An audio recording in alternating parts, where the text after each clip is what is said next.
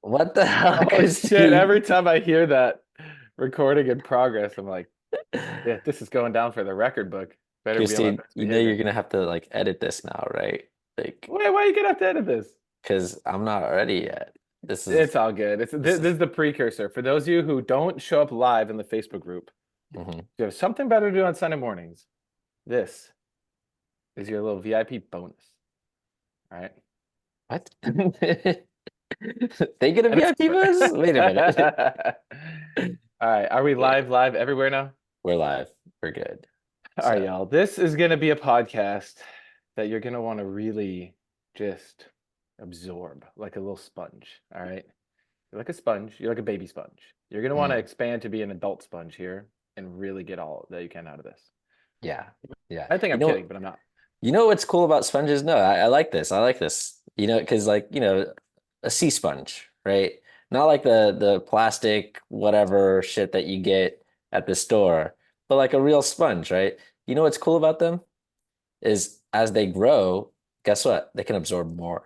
They can take out more. Woo! Wow. Wow. There's got to be something on Equaf about sponges. Has to be I don't know. somewhere in the I don't know. backlogs. Equaf through the portal, sponge through the portal, sponge Bob through the portal. Yo, that would be I don't know, man. It's SpongeBob. I don't think is. I know SpongeBob's not best. What were we talking about on Friday? I Oh, was we're just gonna say characters. Yeah, yeah, that was really interesting. So on the that was Friday really cool. hangout, for those of you who weren't on, it was pretty cool. We were hearing from people like characters that they identified with, and it's Yeah. how like when you're a kid, you would identify with certain characters, and then as an adult, you'd identify with different characters. In reality, though, right, the only valid character is that which is best for all, and that's what, in essence, we'll get into here on this podcast. So actually, Mitch, actually, I want to show you a character first Okay. that has been blowing my mind, and I've been sharing this with people because I'm like, holy crap. Okay, remember we were talking to that mom on Friday, and she's actually principal of a school, Yeah. and she was saying how before she became a principal of a school, she's like been an educator for over 13 years, Mhm. right? And then she was saying this out of her own mouth. Listen, I've been talking to other people, right? And I used to say this to people, and it was really cool because without any prompting, she said this, right? But she was saying that over those 13 years, she was noticing that the children were getting dumber and dumber every year, right? Yep. And to be like just direct with it, I was saying this to people back in like 2018, 2019. I was like, yo, kids are getting dumber because I was working directly with a lot of like middle schoolers, high schoolers. And I was like, dude, I was not this dumb. My friends were not this dumb. This does not make any sense. Like, and I had some friends that I would make fun of when I was in high school. I had some friends that like I would make fun of them to their face because I'd be like, you can't be that dumb, right? But these kids that I was working with, I was like, this is another level. I've never seen it like this bad. This is crazy, right? Yeah. Yeah. And people would tell me then, oh, that's just, the one generation, the older you get, that's what you think about the younger generation. That's just how it goes, right? But then now, today, it's funny because if I bring it up, if I say to people like, this generation is actually like way behind previous generations. They are dumber and dumber and dumber. People just say, oh yeah, COVID. Like, no, this was going on way before COVID. Mhm. This is Mhm. going on way before that. Like this was a trend. And here's this. She's now a principal um, because she was like, I could working in the classroom, there was not much I could do, especially with kids getting dumber. And so I wanted to get into a role of leadership to see if maybe I could change things from, a leadership perspective, which is pretty cool. But I just want to show you, when, because people are like, "Ah, okay, yeah, the kids get dumber, but like, but they're actually like, I thought, I was smarter than, the previous generation before me. Look what I could do with technology. But people think that just because you can use technology that makes you, smarter or something. That makes you like literally the only evolution that goes on is the evolution of um, being able to use technology. That's the only evolution that we see within our society, rather than like people getting smarter themselves. Like, oh no, it's like the measure of if people are getting smarter is if you hand your grandpa an iPhone, he's like, I don't know. What do I do with this thing? You know, it's like, but look at it. 2-year-olds, you can hand a 2-year-old an iPad and they're like, Yeah. but do they know math? Do they know how to read? Do they know how to Right. They like, can play Minecraft. They can play a mean game of Minecraft or Call of Duty, right. but can they even, reason like what would be best? Like So obviously not. the only thing that's valued society wise, I'm not saying as an individual, but Mhm. as a society, the only thing that's been valued for a very long time is just evolving with technology. That's it. Not evolving Yeah. yourself. So hang on, Drake. I think this will be a really helpful like way to help us like frame this conversation. Yeah. Remember the past few weeks we've been talking about like bots, how people will just become bots. Yeah. So this is both. So this is for the people listening to this, but also you can see it in others. It's so easy to see it in others, but it's really about this process is like put up a big mirror, look back at yourself. There's basically two modes if we really simplify it. There's bot mode, which is where then you just go into the system, or there's self-leader mode, which is self-leader to take full self-responsibility, self-honesty, self-trust to actually then work together to then change the system so everyone can be a self-leader. Because Yeah. right now we live in a leader follower based system, which is the fucking bot system. So just as we're explaining this, like a classic example of this would be someone who goes, "Oh no, things are getting better." It's like that's fucking bot mentality. Like if you're really honest with yourself, you'll see kids are getting dumber and there's no solution in the current system. There's a new system that's required, and that's what we're going to get into here. So I want to show you when we say like people are getting dumber, just watch this video. Watch this video real quick. Okay. Can you see this? Yes, I see it. Oh man, yeah. Okay. All right. Let me know if you can hear it or if not. Okay. Okay.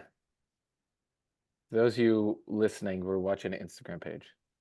I can't be the only person on the planet that didn't know that you can just pick a piece of fruit off of a tree and eat it. I had a friend come over a few weeks ago and she was like, Carly, why do you have a bag of lemons in your fridge? And I said, oh, well, I use lemons in my cooking a lot and sometimes I put them in my sparkling water. And she was just like, no, but why do you have a bag of lemons from the store? And I said, oh, well, sometimes I cook with them and I also put them in. And she said, no, you have a lemon tree outside. And I said, okay. And she said, so why do you buy lemons?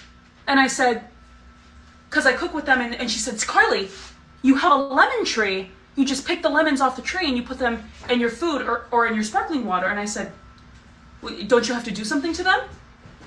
And she said, what do you mean? And I said, you don't have to do anything to the lemons? And she was pretty upset, which I guess I am one of the very few people. I didn't think that I was one of the very few people, but maybe I am one of the very few people that didn't know that there is nothing that you have to do to a lemon before you eat it from a tree. You can just take it off the tree. Am I the only I'm 28 for reference. 28. Am I the only person? Say no. Okay. All right. Listen. Listen. This woman is 28 years old. She's an adult. And here's the thing. She's got a point. Mitchell, do you think she's the only one on the planet that Oh, doesn't hell know no. this? Hell no. She Right? was one of the few that might be bold enough to admit that on Instagram. Right. But Right. yeah. Now consider this, right? If she continued not knowing that, if her friend didn't come over and point this out to her, what would she be teaching to her kids? Yeah. Would Exactly. they know that they could eat lemons from a tree? No. Okay, now hear me out on this. Hear me out on this, because obviously they would know less than her. She can't teach them that because she doesn't know that, right? We're seeing this take place now in, like, because most people don't think that they can be, manipulated by AI or whatever, but they don't realize that they don't know a lot. You don't know what you don't know, right? Right? Okay. So here's what's been going on because we're seeing now with technology, with social media, with YouTube, Instagram, TikTok, all of it, it's just this like, ooh, I got this hit of energy and dopamine, swipe to the next thing and swipe to the next thing. And you're so entertained with all this stuff. Or you see kids, they're just swiping all day, but they don't actually know anything. They don't actually retain anything, right? They're just being entertained, essentially. And so we see it now really clearly, like, oh, crap, these kids don't know anything. We have to do something different. But this has been going on within our society for decades, really. It's not just social media all of a sudden. This is from like, okay, ever since the TV was invented, really, really, if you look at it, the TV had made it a lot easier to manipulate a big group of people because now you all had the same story.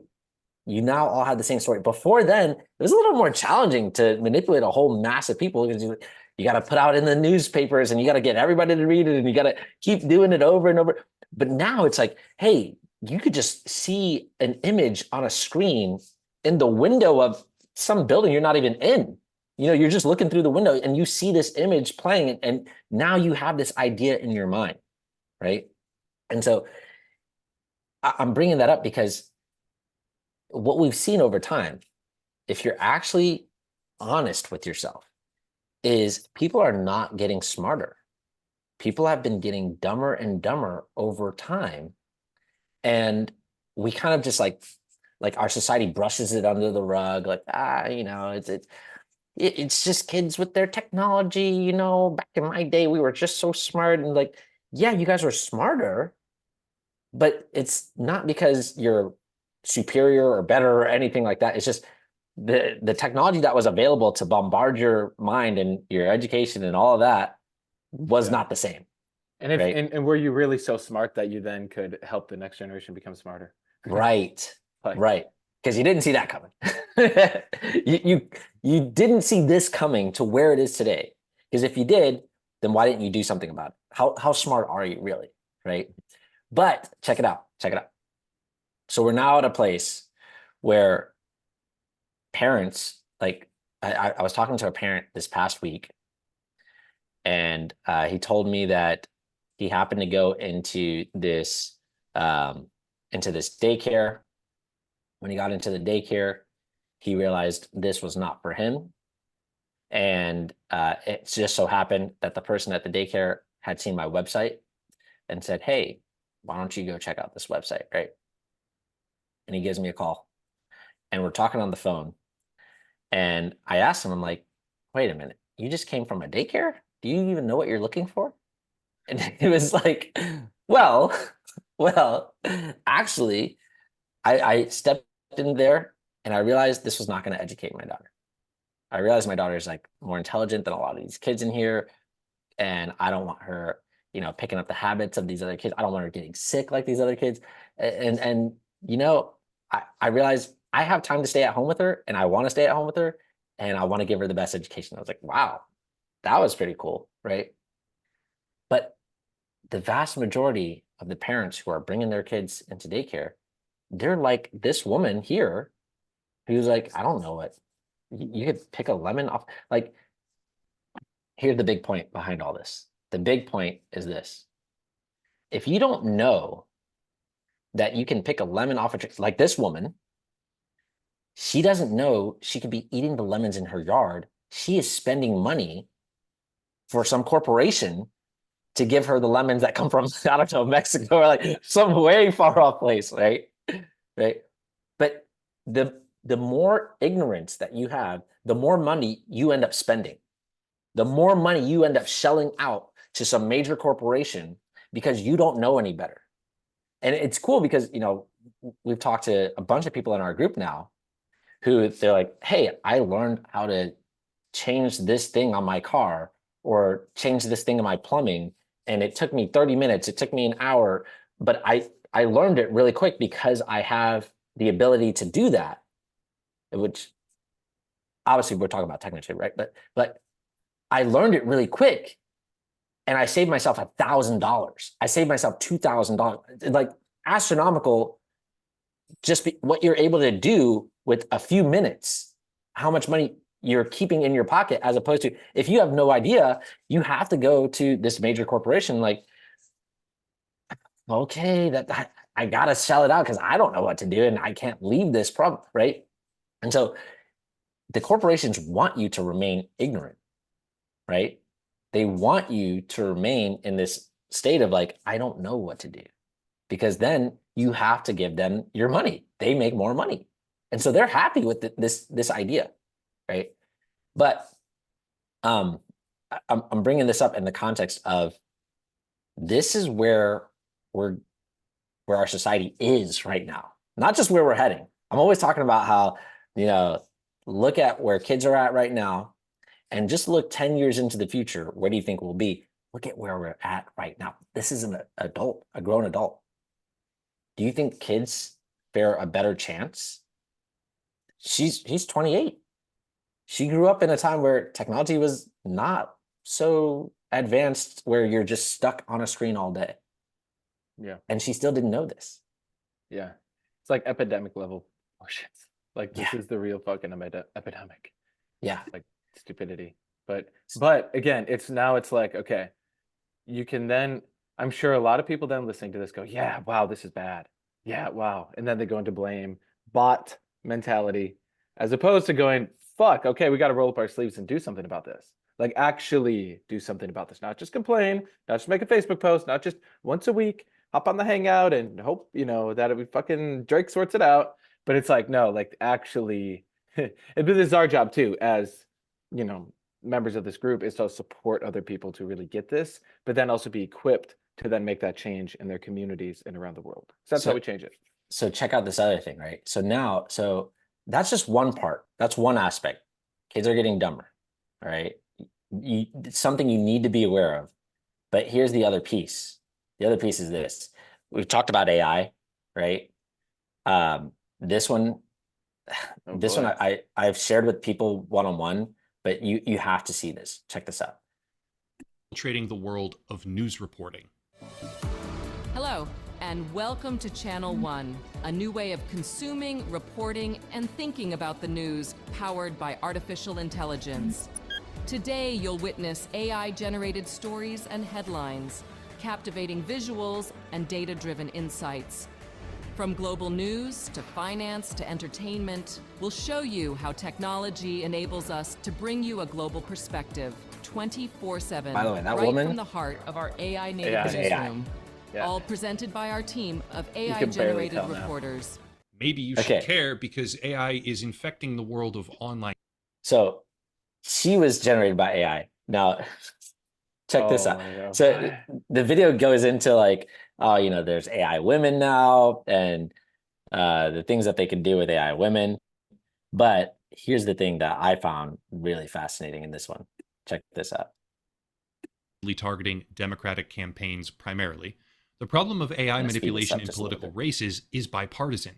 This right here, this is an ad that was run by a pro-Ron DeSantis super PAC. For my non-American viewers, a super PAC is a method of funding campaigns where it's technically not the candidate themselves doing it, but the PAC is basically always aligned with a particular candidate or party and runs advertising campaigns in order to promote them on their behalf without technically being affiliated. This is an ad run by a pro-Ron DeSantis super PAC with a fake AI-generated voice segment of Donald Trump. Let's have a listen to it. Governor Kim Reynolds is a conservative champion. She signed the heartbeat bill and stands up for Iowans every day. So why is Donald Trump attacking her? I opened up the governor position for Oh, dang it. Hang on, let me get back to that. Kim Reynolds, in which she fell behind. I endorsed her, did big rallies, and she won. Now she wants to remain neutral. I don't invite her to events. Trump should fight Democrats, not Republicans. What happened to Donald Trump? Never Back Down is responsible for the content of this advertising. Make no Okay. Now, obviously, we know, like, a lot of people can recognize there's something off about Trump's voice there. But do you think that could maybe persuade an older person? Someone in their 60s who's like, maybe they saw it on the news. This was put out. This was a campaign that was put out by another Republican, right? Another Republican candidate, used basically to slander Trump or defame him. And it's going to have an influence. There is something in here. Oh, this is I wanted to show you this. Hang on. Let me show you this real quick, and then we can get into it. But this is So for anyone listening, here's it looks like it's gonna be Sam Altman. yeah, it's Sam CEO of Altman. OpenAI. Let's see what he says. Let's see what Sam Altman says. I think this is the right spot. What a funny Of name. for him. OpenAI, which is currently the front runner in large language model development, has a particular set of concerns that he believes are the most notably pressing in a modern environment where AI development is being aggressively pursued. On October 24th, 2023, he publicly stated on social media, quote, "I expect AI to be capable of superhuman persuasion well before it is superhuman at general intelligence, which may lead to some very strange outcomes," end quote. That's interesting and should be kept in mind for the rest of this video, but here's an even better explanation he gave during a public interview. Can I just briefly touch on the election topic, though, because I think this is super important. I am definitely worried about the impact that AI is going to have on the election. Okay, I'm going to cut it off here, right? Because the important part was what he said in that tweet. He said that he believes AI will be better at superhuman persuasion rather than before it reaches superhuman intelligence. Okay. The significance of this is people think they can't be persuaded by AI, partially because they don't realize that in a general sense, right? Can you predict exactly what one person is going to do? No. But can you predict what a group of people are going to do? Yeah. It's much easier to predict what a large group of people is going to do because they generally fall within the same guidelines of like, yep, here's, the 90% of them are going to do this. There's going to be that, 5% on this end that does this and the other 5% on that end that does that. But 90% of them are going to do this, right? And when you have an AI, like this video really gets into like the call centers, right? The call centers for political candidates where, somebody will call you randomly, like Mitch, it's like, hello, this is Candace from the Democratic, candidate, blah, blah, blah. And, I just wanted to make sure that you were going to get out there and vote, Mitchell. I saw your name on, the registered for Democrat, and I wanted to make sure that you were going to get out there and vote for Joe Biden. Are you planning to vote? And you're like, I wasn't planning to vote for Joe Biden. Oh, who are you planning to vote for? Well, I just wasn't going to vote. I can't vote for anybody. Well, Mitch, I was feeling the same way, but, I was thinking that if Joe Biden doesn't win, well, guess what? Who's going to win? The guy you really don't like. And what is it that you're concerned with? Well, I just think we should be doing some better climate activities and things like, well, did you know that Joe Biden, you know what I'm saying? Like this is the kind of conversations that they have with you to get you to go out there and vote. And like, see, you can't vote for that other guy. You can't just sit on the sidelines. You got to get out there and vote, right? But imagine that we have an AI that can not only do that for you, because how many people can you actually hire at a call center? There's a limit. Okay, you got like, what, 10, 20, 20,000? That costs a lot of money. But if you have AI, you can just keep doing phone calls all day long and not even worry about it. Call And them like 10 times too, because exactly you get through on the first call. And then imagine if that AI is replicating a voice that you're actually really familiar with. Imagine it's The Rock calling you. It's not just this random person, but it's The Rock. And or even they if know that you need to listen to a female over a male or vice versa. Right. And age, sound, all of that. And even if it's not actually like, okay, the celebrity that you wanted, right? The Rock or, Brad Pitt or what, it's not him. But It doesn't matter though. It doesn't matter because the impact. It'll still have that novelty feeling where you're like, mom, listen to this. This guy says he's The Rock. Listen to this. And she's like, no, I think that maybe was The Rock potentially. But you're talking about it, right? Right. Exactly.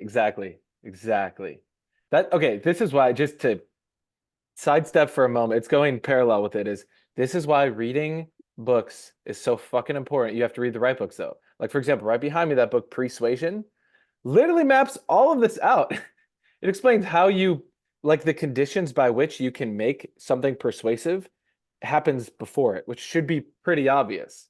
But then you start to realize that this kind of stuff is happening to you all the time. And so like, obviously just reading books is not the answer. You need your technoturn as well. But this is why like all of us are voracious readers because the more it's like, call it the super puzzle. I got this from Neothink. It's like, imagine the whole world system is this giant super puzzle. And every book, every word, every piece of information you can bring in is like pieces of the super puzzle, pulling it in place, where then you can start to actually see, oh, this is what the fuck is going on. But then you can be a self-leader and then take it and then show other people, and we can mix the super puzzles together and be like, oh shit, why would we want to keep perpetuating this bullshit system? Let's make a system that's best for all. So it's just as easy, let's say, to have this fucked system as it is to make it best for all. It just requires proper education. You know? Yeah. Yeah. Okay. Now check this out, right? Because, okay. At first, and what Sam Altman goes on to say in that video, by the way, is he says, I think people will be kind of like aware of deep fakes. So, maybe that those won't affect them like so strongly. But here's the thing. I don't think people realize just how good AI is getting. I don't think they realize just to what extent it's at right now. And here's what you need to see, right?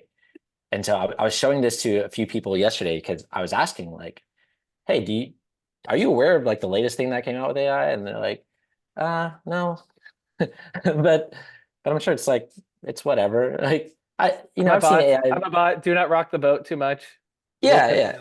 They're like, I've seen AI, and I've heard this from other people before. It's like I've seen AI before, and it's not that impressive. Like it's pretty like they got it's like always 6 the same. fingers. When they make an image, the person just doesn't look real, right? Right. Okay. Now you got to consider this because that video I just showed you, that was like, I don't know, months and months. Like that's old in terms of AI, right? But the amount at which AI has accelerated and where it's at today, right now, it is passable. You might be able to, because you might be looking for it, and you know what to look for. But let me show you this. Let me show you this real quick, because this is next level. So this is all generated by AI right here. Will quickly, this out. accurately, and realistically render that video. The people So who are I'm gonna behind this model, take well, the- it's the volume off of OpenAI. this. Sam Altman and team, the same people behind. Yo, this is amazing. Okay. This I looks mean, it looks kind of like I'm playing the most advanced version of Grand Theft Auto or something, Right. but that looks pretty fucking. okay, but what about this? that, That looks real. yeah, it looks. That's like you That's can't amazing. convince me that's not. This maybe. Okay. Yeah, I could see this. This could be in a movie. This could be like CGI potentially, right? But check this out. This, when I was watching this, I'm like, that's not a real person? Like this looks real. Like Oh, dude! Imagine in 6 months, it will be indistinguishable. here's the question that you have to ask yourself. The question is, if an adult, not just an adult, could this pass a 50-year-old? A 50-year-old watching this, would they believe that it's real? Right? And let me oh man, let me show you this. Because this, when I saw this, I was like, holy crap. How is this not like I'm watching National Geographic? Yeah. Yeah. Look at the way the feathers on the head. Look at you have chickens. Doesn't the head move like this? Yeah. Right? And it looks real. This looks like I'm watching, Discovery Channel, Blue Planet, something like that. Yep. You're not telling. If someone in their 50s sees this, they're 100% going to believe that's real, right? And the crazy thing is, we were talking about this, because look at this, not this rat-looking thing, but look at the scene here. Yeah. This looks like a realistic scene. This looks like real. Okay, That's true. right? Now imagine, Yeah. imagine, Mitch, imagine slapping at the bottom of this screen here, the CNN ticker or the MSNBC ticker, or, you know, like it says Fox News, and there's reporters talking over this. And you see this image, it kind of looks like it could be the coast of Italy or something, right? Yep. Oh shit. Hey, You we see got this in somebody the waiting joining in. room? Yeah, yeah. This better be him. We got somebody joining in. Better not be a deepfake. Right. But you see this, that what looks like could be the coast of Italy. You see it's got CNN or MSNBC or Fox or whatever at the bottom of the screen here. You're seeing this image, and then all of a sudden, what you see is this image getting blown to smithereens, like a missile coming down, like Yeah, explosions happening. Yeah. Okay. And I'm sharing that because do you remember at February 2022, at the beginning of what people recognize as the Ukraine-Russia conflict, right? Do you remember there were a bunch of videos coming out? And what were people saying about some of these videos? Oh, that they were like used in video games and like, That they were fake, they were staged. Yeah, right? Okay. All it takes is for someone to send in a video like this that looks real, and boom, this coast is exploding, and then the reporter saying, and it's got CNN at the bottom, and it says, the coast of Italy, we just got sent in this footage. It looks like the coast of Italy was attacked. We don't know by who yet. And that's all they have to say, right? And even if an hour later they say, we're sorry, we put out this video, it turns out that was a fake, the damage is already done. People will argue with you. They will say, I saw it on the news. I saw it on TV. Yep. I saw it. It happened. And people will not believe you. And the only way that they'll be able to believe is if they actually go there. And even then, there's going to be barriers to them actually going there and seeing it themselves.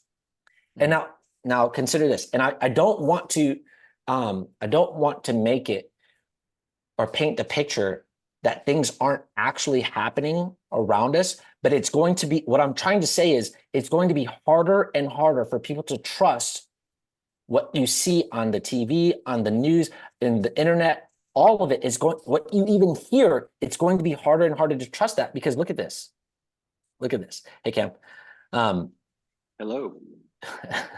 You're really coming you, in at a good time. Cameron, give us the code word to prove it's not a deepfake. Yeah, how do we know it's you? Actually, I am Sora. Well, you look really good. But look, to that point you were making, in the beginning of the Ukraine military excursion or whatever they call it, there was all those videos. Like, I'm not saying they were fake per se, but there was like, remember like the Ghost of Kiev, and it was like some fighter pilot who shot down 12 Russian MiGs or whatever, and like it was probably footage of a real plane, but you never saw anything. You just saw like a little bit, and it was just a story. So the story itself was not real, whether they used real footage of a jet fighter or not. The whole story was fake. And you might say, like, why does it matter? Because like right away they wanted to create this impression that Ukraine can win. Like, oh, Russia's coming in there, they're so dumb, like Ukraine can just go right over them. And so that would allow people to put support behind it, right? So we would be like emotionally like, oh yeah, we can do that, you know what I mean? And so that we would keep sending money to Ukraine. Check out this video. It may seem like it doesn't matter, but it does. Check out this video. Now, I'm bringing up this video with a specific context in mind, but look here, right? This is Gaza, which, by the way, hang on. Did you guys know that Gaza used to look like this? I did not know this. This is to me, when I saw this for the very first time, I was like, wow, this is a bustling city. I thought that Gaza was just like, I don't know, like a whole bunch of just concentration camps. That's the image that I had in my mind of Gaza before seeing these images. I didn't know it was like a city like this, you know? But check this out. This is drone footage from before Hamas attacked Israel and after.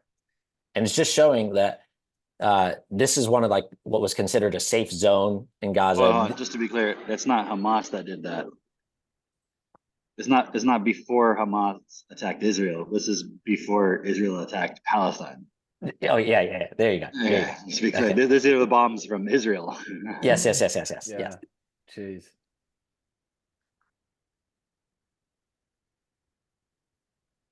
And this is now what that city looks like. No, it's so obvious that they just wanted to go in there and destroy the whole thing and get so that people can't come back to it, right? They're going to say like, oh, it's not, there's no infrastructure anymore. They have to go somewhere else. It's all, even that point about like the whole attack that happened with Hamas, like we don't know what really happened. We don't know what if that was real, what if it was propaganda. Like, I'm not saying it wasn't real. I don't know, and neither do you. Man, if only there was like some kind of sci-fi books we could read that would like, that we would be able to see these, to understand these points and wrap our minds around it. Like, I don't know, like Fall by Neil Stephenson. I feel like maybe that might help us like see how this is possible. And here's the thing, like whether,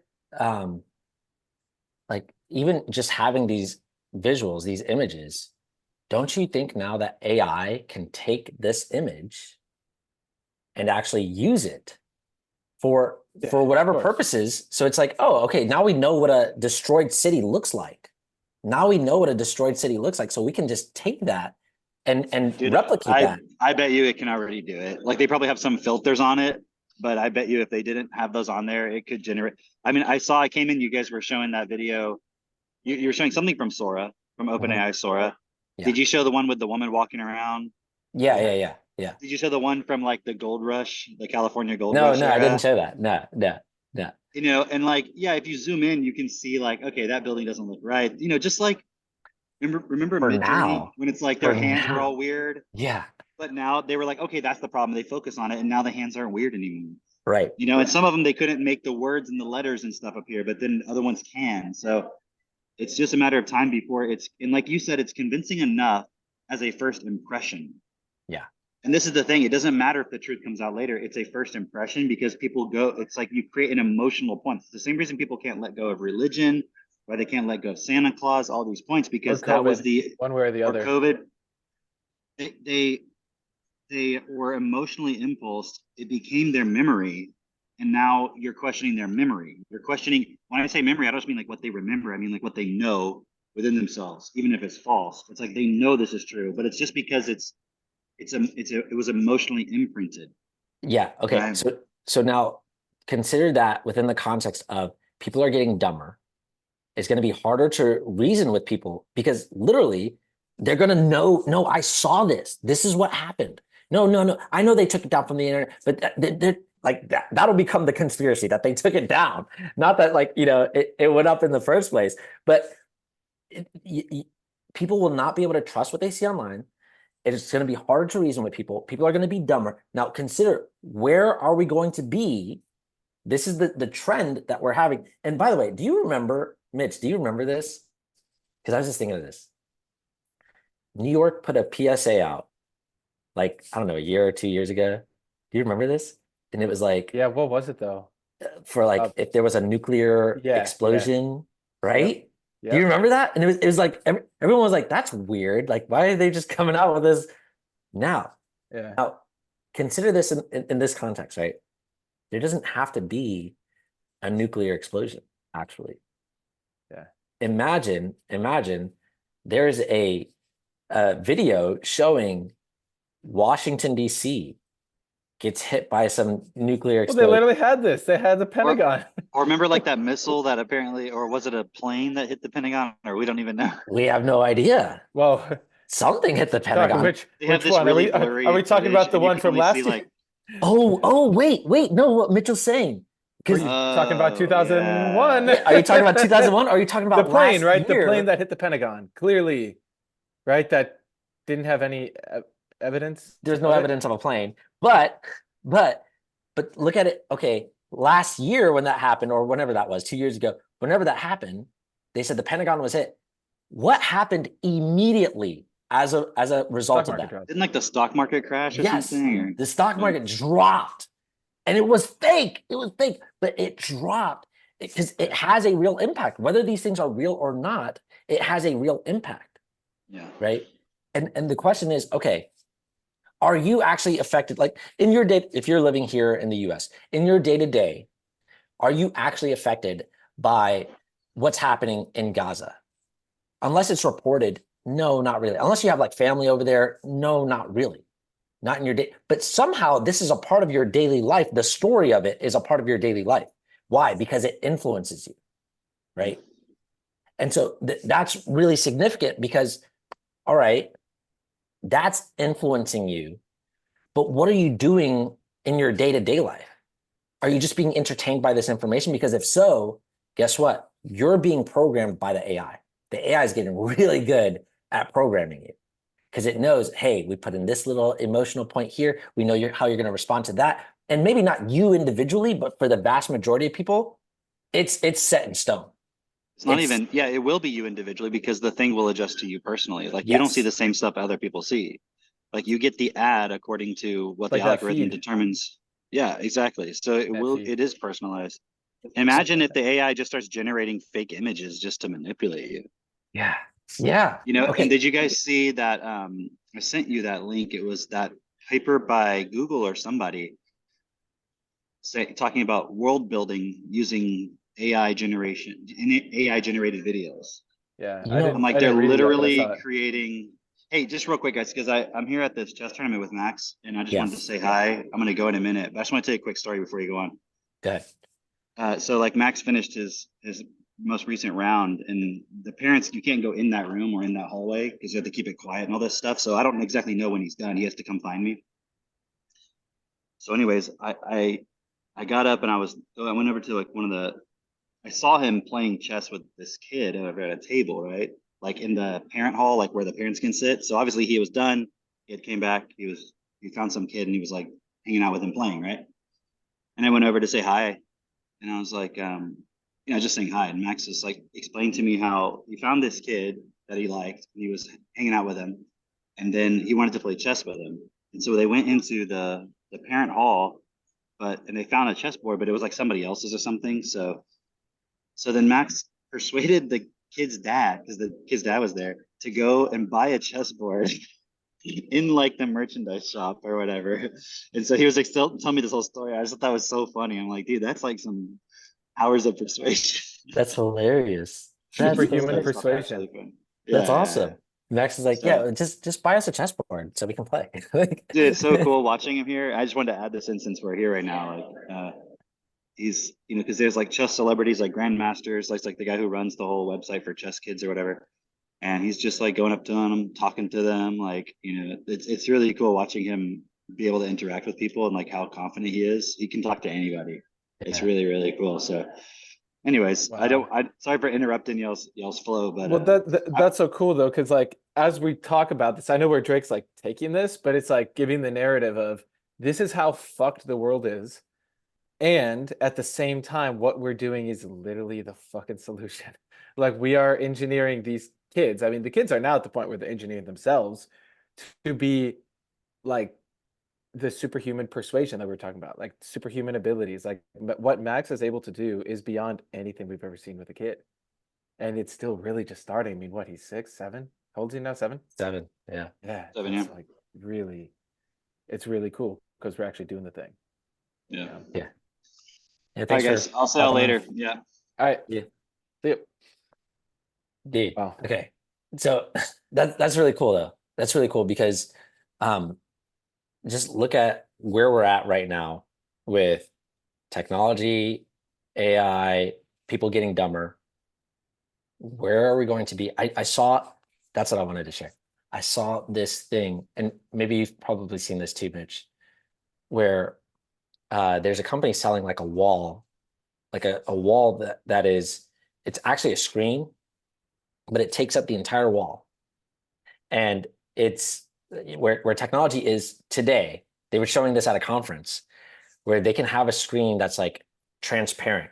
You can see through the screen, and they can make the screen where it's like you're watching television on the screen and you can see through it at the same time. Or they can make it so that you just see the television, you don't see through the screen. And they said like, oh, it'll be really great for, if you have a bakery or something like that, you can see like promotions on the screen and the baked goods behind, the glass or whatever. But there was also this company that's selling a wall that if you wanted to be looking out over the city, it will create a city landscape. Yeah. And then it'll have like cars driving, birds flying by, the whole thing, right? Or if tomorrow you want to be looking at the beach, you're actually on the beach and the waves are coming up right to you. Or the next day you're like, you know what? Actually, I want to be in a mountain. And so you're looking down over all these hills, the green and the fog and all of that. Like literally, they can do that right now with a screen. So imagine, because everybody is talking about the Apple Vision Pro and everything, and some people are like, well, it gives you a headache when you wear it and all this. Like, who's going to wear this all day? Well, okay. Imagine you're just in a room, and this room becomes whatever landscape you want. Like all the walls of your room are whatever video game that you want to immerse yourself in, literally. And so everything is like you're in that world and you grow up with that. And so maybe you and I, we're not going to experience that. Maybe, I don't know. But the technology is there right now. Oh, dude, we'll definitely experience it. Right? I mean, in 10 years, imagine. Right? And so, okay, you could be watching a movie, you could be completely immersed in the movie, you could be whatever it is. But also check this out. We know the technology is here. It's just not rolled out to the mainstream yet. Why? Because you and I and the people who are older than us, we grew up in a time where we weren't completely attached to our phones from the very beginning. Like I didn't get a phone till I was like 9 years old, and it was just that little Nokia brick, But kids today are getting phones. They're getting iPads, tablets at 2 years old. Yeah. Right? And they're completely immersed in this world. By the time they grow up, it's been this systematic generation after generation, this cycle of continuing to like, oh, now here's what you'll accept. Oh, okay, yeah, before people wouldn't accept doing all their work on a computer. They wanted to be out in the world, right? Now, everyone accepts that. Perfect. Before, people wouldn't accept working from home. Now, everyone accepts that. Perfect. Before, people wouldn't accept living their entire life on a screen. Now, that's where we're getting to. So this technology isn't necessarily for you per se. It's for the next generation who will be completely comfortable growing up, staying home, and being surrounded by the four walls where they can be completely immersed in what you just seen with AI, how beautiful, how realistic it can be. Dude, I just had this like vision in my mind. It's like really wild I look at Aristotle and how innocent he is. And like for fun, he'll just like do whatever. And I imagined if we had one of those iPads in the environment, and that's like his iPad, and we would give it to him, like how quickly his innocence would just be robbed of him. Yeah. Like I see this little kid with so much potential. Like I hear Cameron talk about Max, right? I see your videos you put up of Hazel. I see all these kids. Yeah. And like the fucking wickedness that is having these devices around them at too young. I know at some point Aristotle will be able to use an iPad, but I'm going to do my fucking best to make sure that it's introduced properly where it can actually be a support and he doesn't get consumed into it. But then I look at the state of the world. I just look out my window. I can see 30 of my neighbors' houses. How many of them have kids that are right now playing with those iPads? But again, back to bot versus self-leader. I look at it and I'm like, okay, no one is going to fucking come save the day except for it's on me, Jessica, and our community to create environments to start to bring people into it and talk to them and go out there to them and meet them where they're at to start to really re-engineer this one person at a time. Mitch, where do you think people will be let's just say like 10, 15 years, just looking at this trend of where AI is going, of where like how people are not able to understand information, Mhm. like they don't know basic things, how ignorant people are, right? And the crazy thing is like, they said when the calculator came out, they're like, oh, it'll make things easier. People got worse at math. Yeah. People got worse at math. Like you look at kids today, they don't even know what to put in the calculator. They rely so heavily on that. Like they will literally, there's this thing called photo math, right? And it's, you take your phone, you take a picture of the problem that you're working on, Also for you. and it solves it for you. Yeah. Well, you had asked like, what was the exact question though? Like, where do I think Where this are will these be? kids going to be in 10, 15 years? What's society going to Okay. look like? Okay. That is the fucking right here. Like, this is the whole reason of why we do self-perfected, is because it's on us to make sure that however bad it gets, that we have the structure there. What's it going to look like? What do you see? What do you see if this trend continues and we don't do anything? Oh, okay. If this trend continues and we don't do anything, I mean, I know this might sound extreme to some people, but I know for other people, you see it. Have you ever watched The Matrix 1?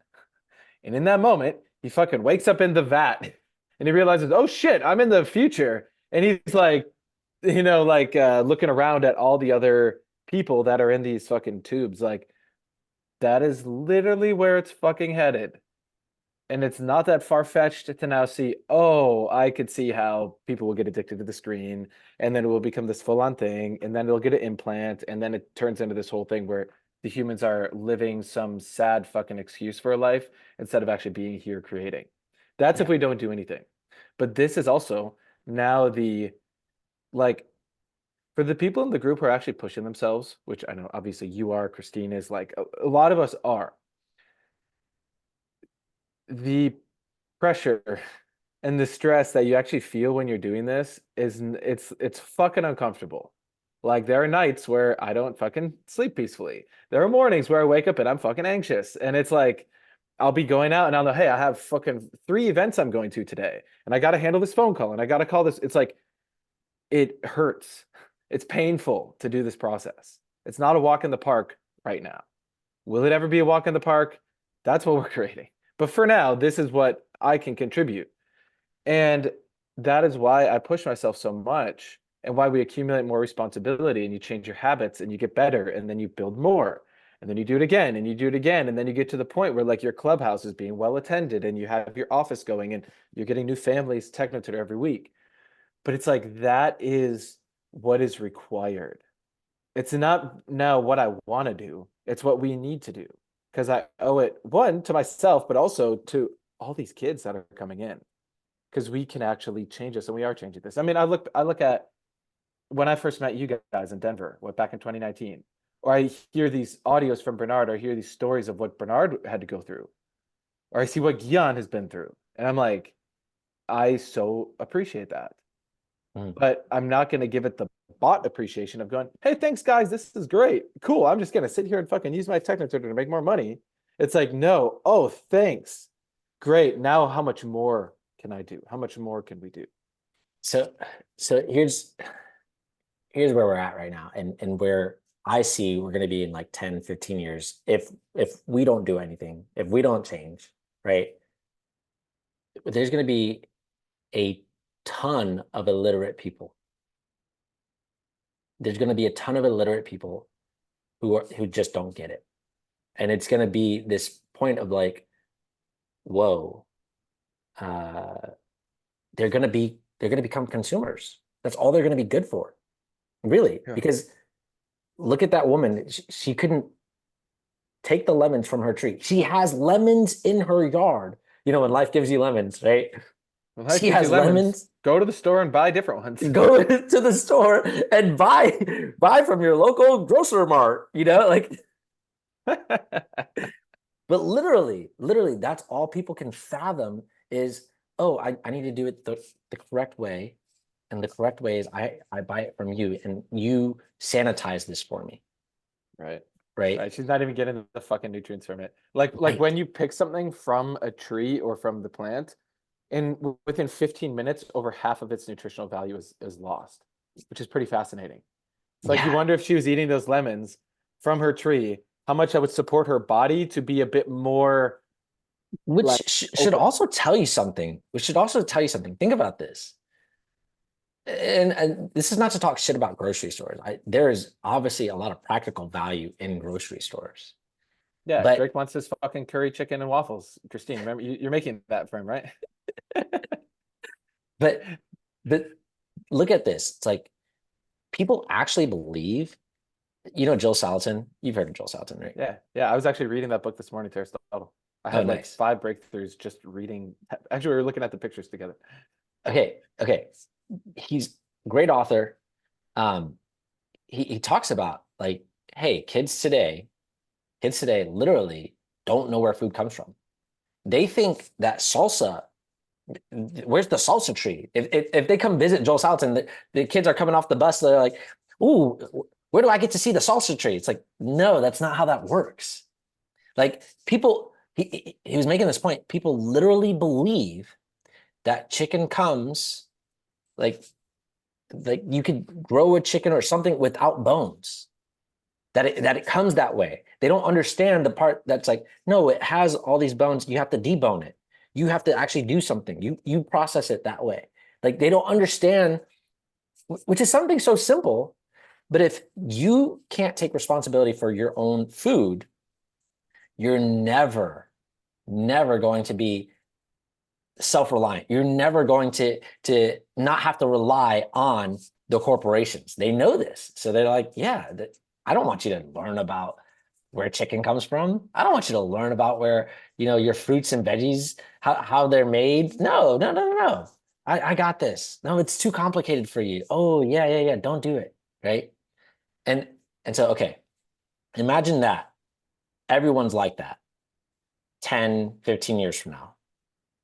And the only people who can make any money are the major corporations, because they're the only ones who, like, they have the formula. They know how it works, right? But Mitch, your kids, my kids, they're not going to be like that, because we have this community. We're actually like pushing ourselves. We're building our community. You have people around you who they're like, oh, I see it. They're bought in. I've got people around me, same thing. They're having kids, right? So I know my children will have peers, and it's really literally going to become this. It's literally going to become this. There's going to be, oh, you know what? I forgot one more video. I forgot. Hang on. There's a really cool word for this, because I'm seeing even more the value of vocabulary to be able to convey like these ideas that we have, to get it out there. Because right at a certain point, education morphs into responsibility, where you realize like that's why we have the tree of life. It's like you got your education, but then you also take the responsibility. Well, once you're educated, you become certain, and certainty is another word for kindness, which is where you actually then go out and you're like, look, time to fucking change. So then you start to share. But then the sharing, you sharing one-to-one is one level. You creating a system to share is then the responsibility.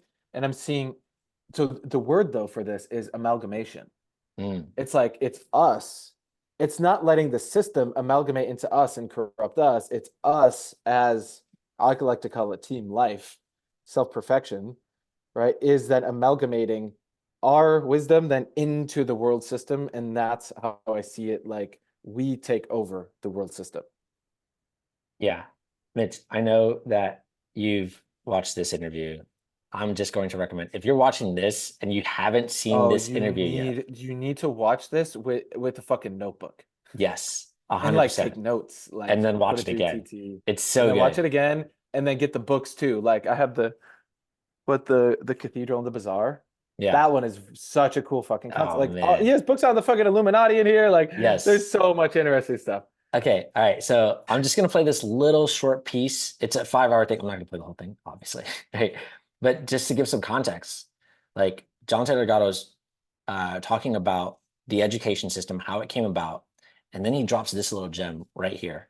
Way to do this. It was happening so frequently that a crisis occurred in capitalism. And without understanding this crisis, you really can't understand why our schools are the product of the Rockefeller family, the Carnegie family, the Astor family, the Vanderbilt family, the great capitalist families. Okay. I'm just playing that part because he goes on and he talks a lot, right? He gives a lot of context, but he says that the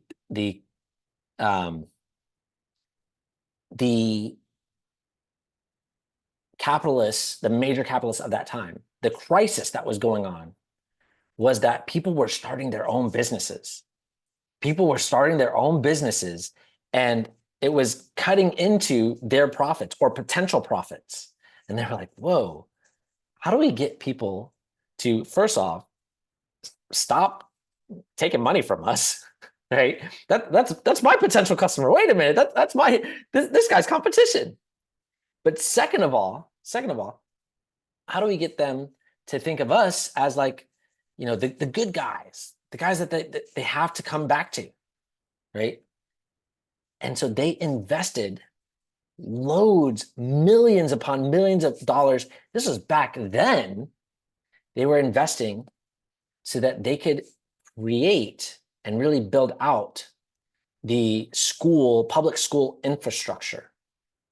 And one thing that John D. Rockefeller said was, I don't want to create a nation of thinkers. I want a nation of workers.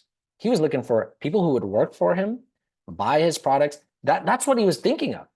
That's what he wanted. That's what he was creating. And so when you look at the public school system, and go watch that interview in full, and you'll understand way more than just what I'm sharing here. But when you look at it, its whole purpose is to reduce competition for entrepreneurs. I want you to think about this. Think about this. And this is so important. Think of the wealthiest person that you know. The wealthiest person that you know personally. Not talking about like Warren Buffett or Jeff Bezos or Elon Musk.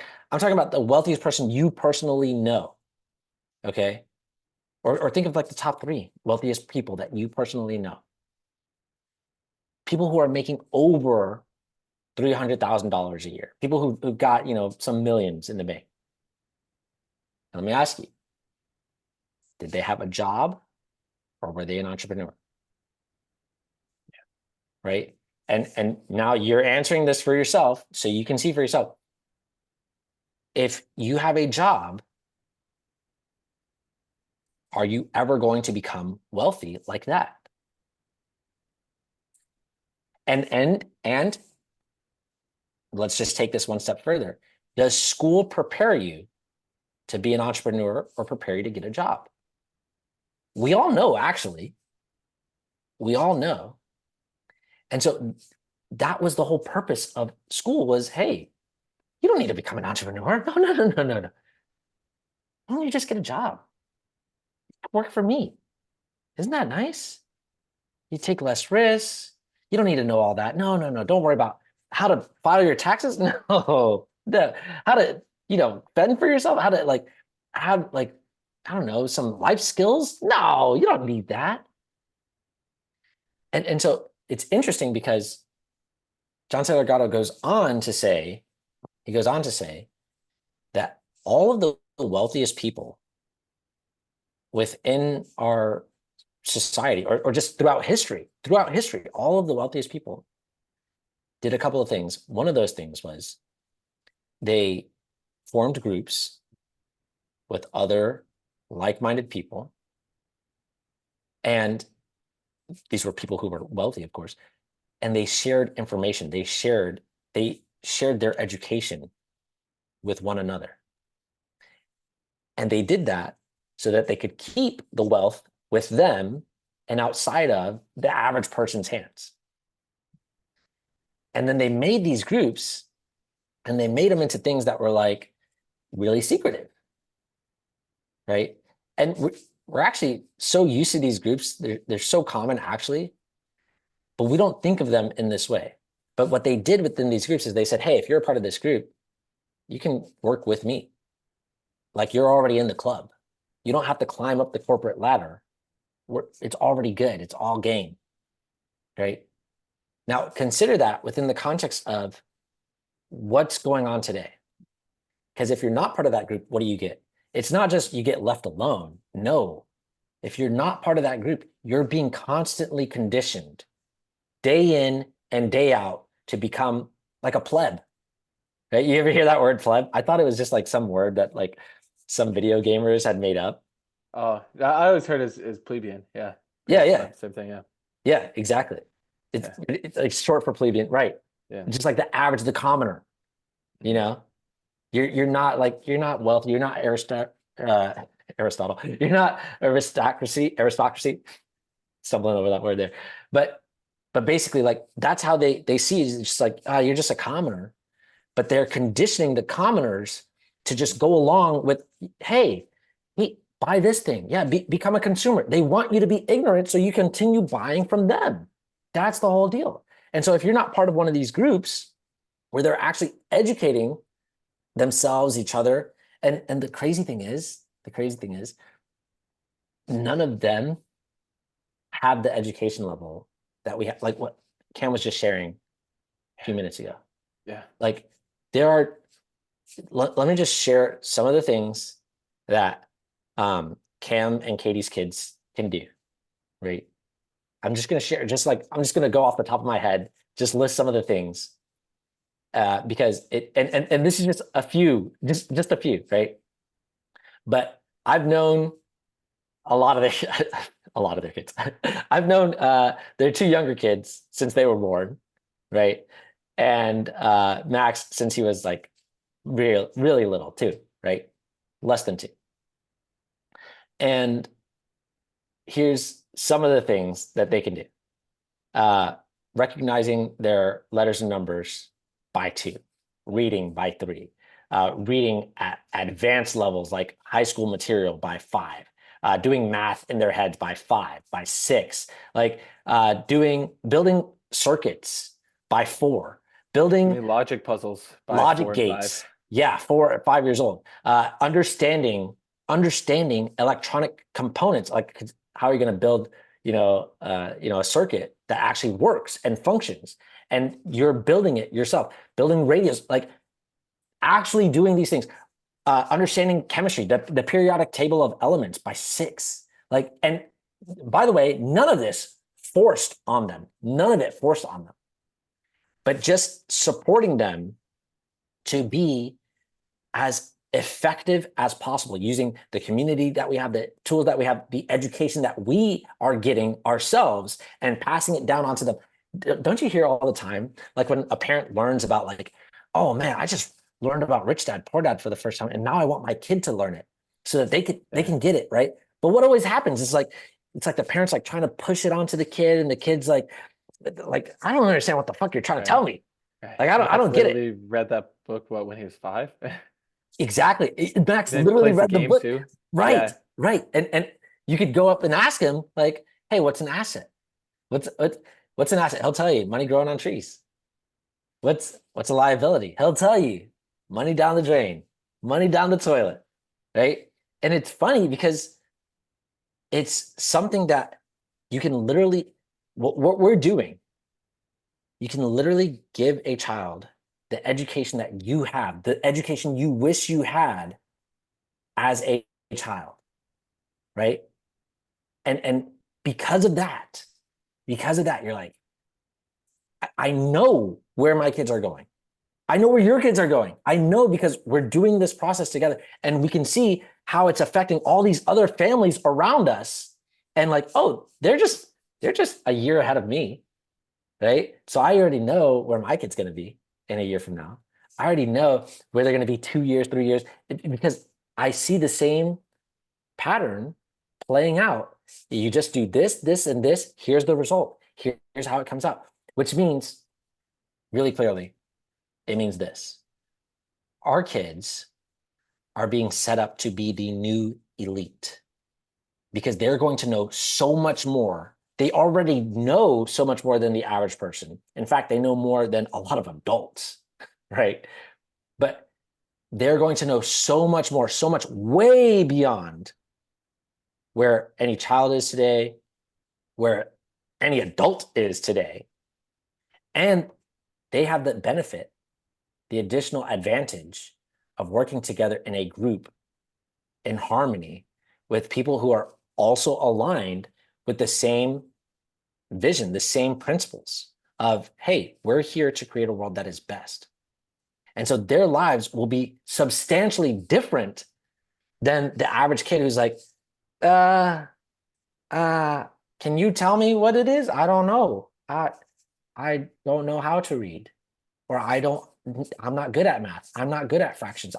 You hear this all the time from people today, and it'll only get more challenging for those families who are just completely unaware. But for us, for our kids, it's going to be so completely different. And not only that, it's going to be very exciting as well, because they'll actually be able to make a difference. And along the way, they'll get to enjoy their lives, as opposed to their lives being just this meaningless consumerism. Like, what purpose can you actually have? Can you imagine if you grew up in a room where all the walls would become whatever landscape you want? But what purpose do you have to go out and explore, to learn, to actually do something with your life? Instead of spending your entire life searching for purpose, searching for what am I here to do? This is what a lot of people get caught up with. Why not just adopt the highest purpose, the best possible purpose? And you're saying, what is that? Creating a world that would be best for all, for everyone. Like, literally ensuring that children are not getting caught up in what we have today, just straight consumerism. Helping them to understand more of reality, more of life, so that they can actually enjoy life, so they can actually solve problems together, like world hunger. Because we know, if you talk to any reasonable person, we know that we have the resources here on Earth to end world hunger today, right now. It's possible. But people don't work together, for one. It's not profitable, right? And people value profit over human life currently. But we can change all that. And that's what we're here to do, right? And so I'm just sharing all that because you can either be a part of the class that says, well, that's just the way life is. You just kind of go with the flow and, well, somebody will figure it out. No, we're figuring it out right now. It is figured out. We just have to implement it. It's here now. You can either be a part of that class, and honestly, Mitch, what kind of parent would you be knowing that you have the solution right here in front of you to your child's ignorance? They will never have to be dumb. They will never have to go through life just like, I have to go along with this because I don't know any better. They never have to experience that.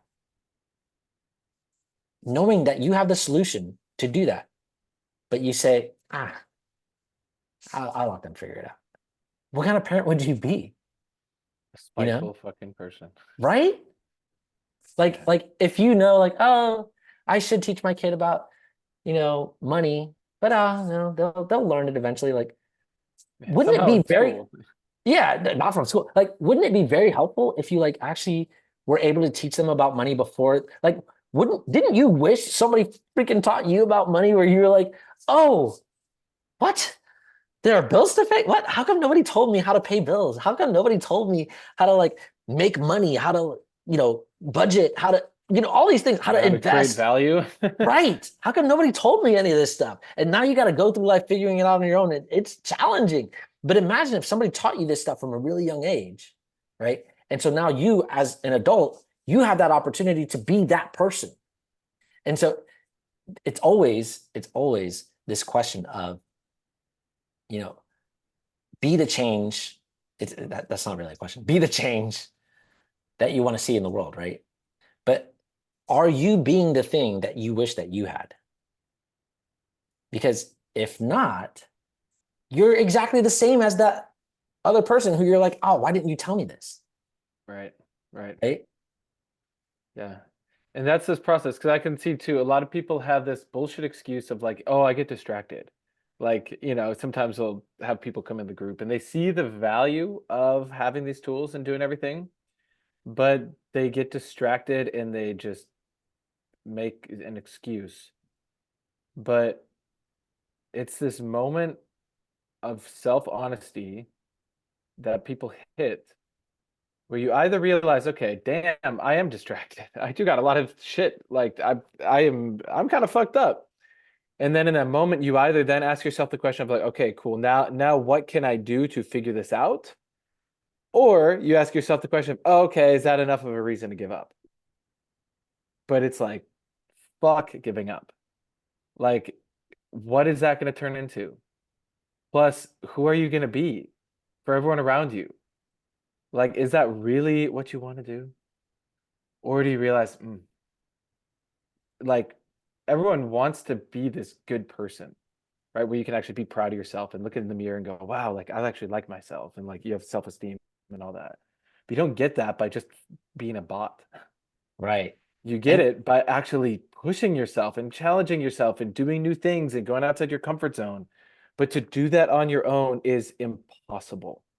It's impossible to do that on your own. Yes. It's like Drake is saying, like, we have the system here. We have the group here. You can plug in and you'll have way more fun. And you can be somebody. You can actually make a difference. And that's what we're here about. And it's cool because I know that we share information between us that we don't share outside the group. And it makes a huge difference, not just for our kids, but also for our businesses. Like making money, being able to persuade people. Look at this opportunity over here and sharing that. And then, of course, we're also having fun in person, going to these events. Like we're going to be in Miami in May. And that's going to be a lot of fun. That's going to be loads of fun. We're talking to people here about it and just getting them like, hey, you like this? Man, we have the next level of this in Miami, where it's just so many people who share this vision, who are actually having kids, who are engaged, who are growing. If it's sort of like, if you can imagine, you know how Avery makes this point of like, if you got, a letter in the mail from, I don't know, Jay-Z, right? And it says, hey, or The Rock, right? Or Oprah, or Jeff Bezos. If you got a personal letter in the mail that said, hey, this is The Rock, this is Jay-Z, this is Oprah, this is Brad Pitt, and I'm giving you a personal invitation to join the Illuminati, right? Now, think of it for yourself. And I'm just going to say this just to overcome this barrier in people's minds. You might say no. You might say, no, I wouldn't do it. But what do you think the vast majority of people would do? And if it's like actually like real, right? Someone's like, hey, actually, dude, we've been watching you. Like, we want to invite you to our club. Right. And you'll have Like all the fucking access and the power and the money. You have a finance skill. your businesses. And You have a think about skill. this too. What I think people don't realize is when you're in certain groups, you will get like interest-free financing from people. So let's say you're like, I don't think people really understand this. Let's say you got invited to the Brotherhood or whatever group, right? And then you come in and they say, hey, look, we're going to get, because we know you're going to pay it back to us, we're going to give you $1 million interest-free for 5 years. Then you can pay us back. Now you have $1 million to go buy some business that's already making money. See, most people, they don't even or they get a business and they go fucking spend it on lottery tickets, whatever. So it's like, no, we're gonna give you this business. You're gonna be able to start to have cash flow, right? You could have 10 grand a month coming in from this business, and then you're just gonna start paying us back because they know as you get free, quote unquote free, from having to worry about money and being in survival mode, then you can go out there and then go acquire new things and get more power for the group. So they see the power of the group. That's what these groups do. And Yeah. they share the knowledge. So Yeah. just so people can see, like, that's actually how a group like that works. I mean, this is from my outside perspective, but it's been verified to me by other people. It's like, it's basically how it works. Well, think about this. Like if they said, I'm watching you, we've been watching you, and you've got some skill that you're not even aware of that we could use. Will you join our club? Will you join our group? The vast majority of people would be like, dude, I need to do this. Like I can't say no to this. Right. And I'm sharing that within the context of this is that letter. This is that letter. Like if you're watching this, can you imagine growing with us where we're already proven that kids are certified genius. Yep. And not just from one family, but from multiple families across the world. People who come from Africa, people who come from Europe, people who come from Canada, from the US, from literally all over, right, are having the same experience. People completely unrelated to each other are having the same experience. And it's like, wow, it's that simple. People with college degrees, people with less than a high school degree, having the same experience of like, whoa, I'm tapped into this. Holy crap. And then getting the guidance from other people within the group, like having that, we're building even more of just, hey, don't make that move. Here's where that move goes. Here's where that leads to. And people are like, holy crap, you saved my life. Here, make this From move. getting in the wrong relationships, Right. help you get into the right relationship, Right. help you actually challenge it so you don't sabotage your relationship. Like I was reflecting on this morning. This was like one of those Matthew Dix story moments, right? I was just sitting here because Jess needed to sleep a little more because Aristotle was up all night, and so I brought him up here in this room. We're literally sitting here. We got this little area over here, right? Just sit by the window. I'm just like reading to him. He's like looking out the window. And I was looking at him. He just like put his head on my chest. I'm sitting there, and I'm like, wow. I was like, Aristotle, you realize something? If I didn't find this group, if I didn't get Technotutor, we didn't have Self-Perfected, like I don't know if you would be here. Like Yeah. it would be different. Because I was on track to have not the best relationship. Like it would have been a rocky setup. I wouldn't have been able to be the man that I need to be. I wouldn't have made as much money as I've made. Like all of these different, I wouldn't have met Jessica. I wouldn't have actually pursued creating a relationship with Jessica. Jessica and I wouldn't have found these principles. So it's like all of this. So I'm like literally having a little reflection back to me in Aristotle as like he is a manifestation of what this group represents. And Yeah. it's so cool. I was just sitting there like having that moment with him of like, wow, this is even further reminder to me of what it means when you actually share this with people. Is we're literally creating a new generation of what's possible. Yeah. And that is so motivating. Like let that be the ultimate fucking fuel to go out there and go share and find that next person. You don't have to go find 200 people today. Don't stress yourself out like that. Go find that next person. Make sure your calendar is clear for the week, and make sure you got a plan, and make sure you know what you're going to say and how you're going to overcome the objection, and get them in and then get them to the clubhouse. Like it's not fucking rocket science. It just involves, for the men, it involves having that look in the mirror and potentially grabbing yourself by the balls and going, what the fuck am I going to do with my life? Okay, let me do this. Let me actually go apply myself. Right. And for the ladies too, it's like looking at, okay, what do I really want to create? Like instead of just going with the flow, like actually have a vision of what you're creating. Like shout out Christine and Katie and Jessica and like the other women in the group, because you're able to be kind of that. It's like to give the example like the kite. It's like the guy can be like the kite, like flying up there, like can go fucking be on top of the world, but they need that grounding rod, right? And that's like the rope, like that groundingness. Yeah. And when you have a relationship of trust and you actually have an agreement, it is the most awesome combination. Like I could not do what I do if I didn't have Jessica. Yeah. And I know you see that too, but it's like, so for the women in the group too, really looking at, okay, what is the vision that I can help empower my man to go achieve? Because when you do it right, your man will be fucking ready to conquer the world with us. But if you do it wrong, you will tear your man down and be like fucking poison that kills both you and him and your kids. So it's like either way you have to choose. There is no fucking, I don't want to make a decision yet. Like, it's decision time. Yeah. You gonna be that self-leader, or you gonna be the fucking bot? Yeah. So share this with other people. I mean, just share with them the beginning of this video where they can see, hey, look, people are getting dumber, and here's where technology is going.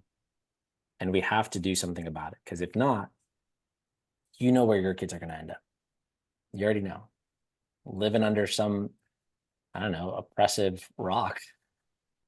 That's like, they don't actually have a life.